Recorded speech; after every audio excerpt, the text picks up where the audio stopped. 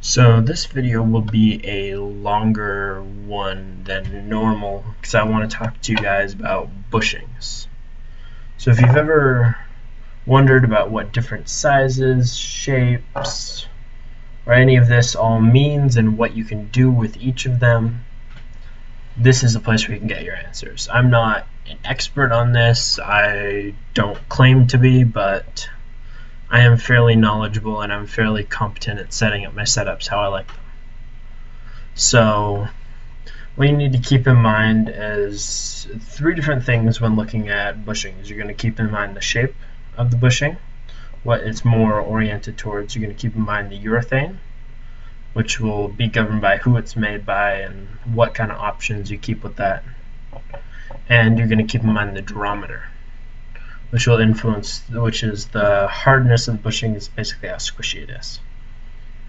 And all of those will impact your ride and how well your board turns or how well it handles speed. So for the different shapes, first I'm going to talk to you about eliminators. So you can see this is a Venom eliminator. It's the red 90A of their standard urethane. You can see it has a little step. So that fits just nice and snug right into the hanger and gives it a nice, it gives you a nice large amount of urethane underneath your truck. And if you're going the Riptide route, they have what's called a chubby, see if I can get this in the camera, which also has the step. So that'll fit right into the hanger and it'll give you just as much urethane underneath to really, the eliminators are a very downhill oriented bushing. Usually if you're used to riding, let's say, a 90A barrel and you want to step up to an eliminator, I would recommend going the next step down or maybe even another step beneath that, because these will offer a great deal more stability. But if you go down as well from what you're used to, it'll also give you more maneuverability while it gives you that stability. So a great option looking to add into your setup if you're looking to do more downhill, a little bit more stable. So next I'm going to talk to you about Venom's other shape, their freeride bushings. I can't remember the exact name of it, but they kind of market them as their freeride shape. So you can see it kind of looks like an upside down cone.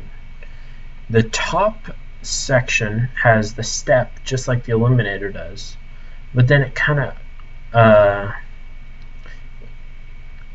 the width goes down into the size of a regular barrel on the bottom and on the top.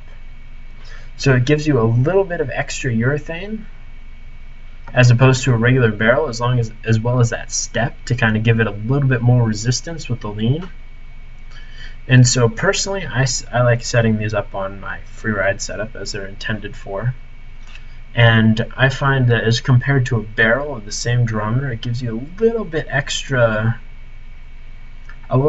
resistance while still giving you a very turny setup. So I describe it as because this is 81A by Venom, I would describe this leans it turns and it feels about the same as a 85A barrel, while giving you a little bit more stability. So if you're looking to kind of ride a little bit softer bushings, but still have that stability, I would look into getting this if you're into freeride, or a eliminator if you're more into downhill, while you can use them interchangeably. So next I'm going to talk to you about barrels. So I have two different types of barrels here. One is a standard Venom 81A, one is a tall Venom. I believe this is 91A or 94, one of the two.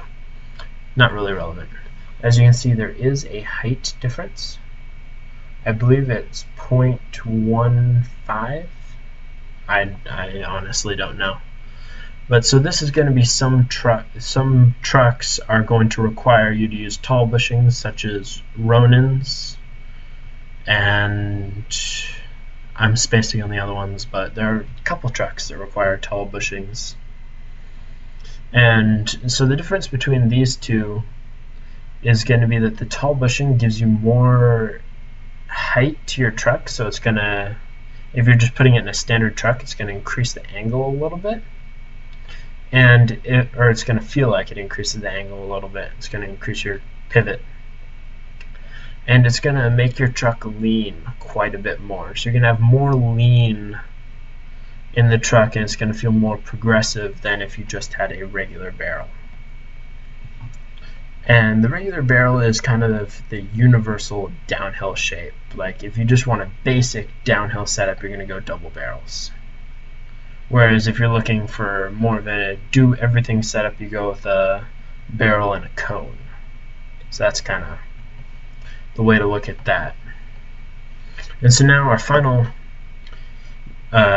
shape that I'm going to be talking about is the cone. Awesome bushing. Very much neglected if you're in the freeride / downhill area, which I am.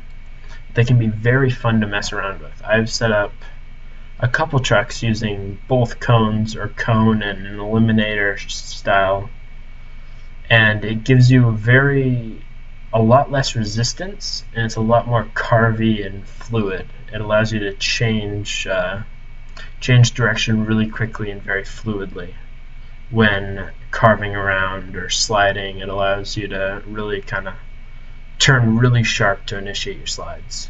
So very good shape to look into if you're not doing too much high speed stuff, or if you're